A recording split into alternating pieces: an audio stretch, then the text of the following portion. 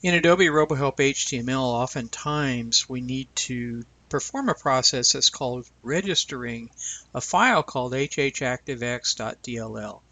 This file is specifically related to the Microsoft HTML help chum output.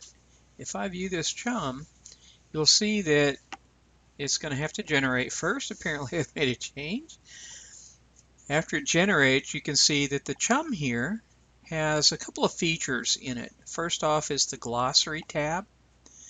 Notice that this presents the glossary entries and whatnot, and there's something called a browse sequence bar.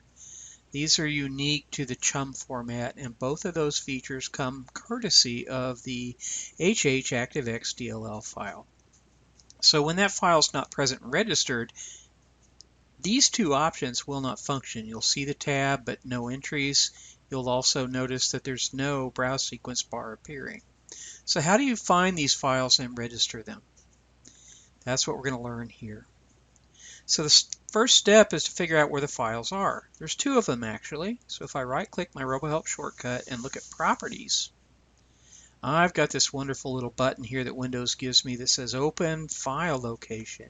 And when I choose that, that opens RoboHelp where it's been installed.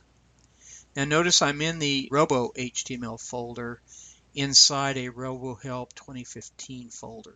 So if I move up to the 2015 folder, you can see that there is a folder here that's called Redist.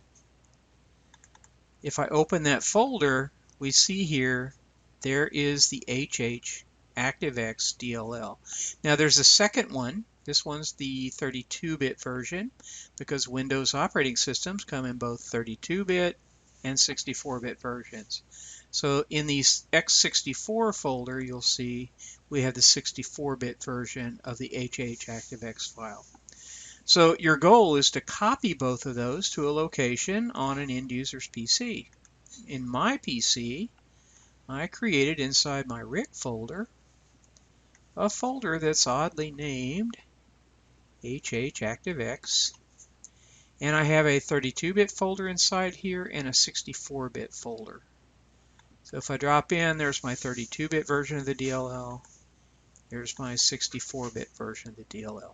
Now notice in your Windows address bar, you can actually copy the path here.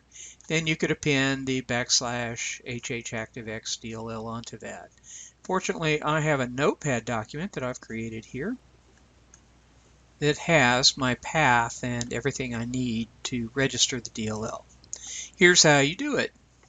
Step number one is to click your Windows Start button, and right where I can type in here, I'm going to type CMD, and you can see that CMD opens up.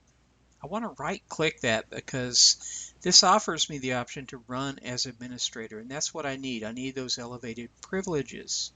So if I click Run as Administrator, I briefly get the Windows warning, and now I'm in the basically what's called the DOS prompt, and I'm going to copy this. You want to type reg server 32 and then provide the path and file name to where the DLL lives. So I'm going to copy that.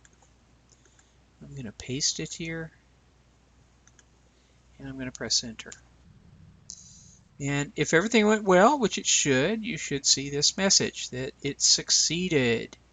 So I would want to do that for both the 64-bit as well as the 32-bit versions of the DLL.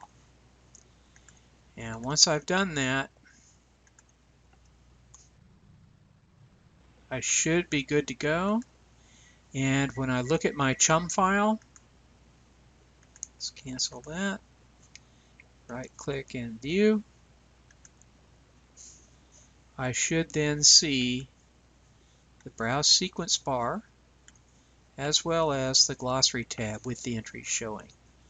So that's how you register the HHActiveX.dll. Thank you for watching.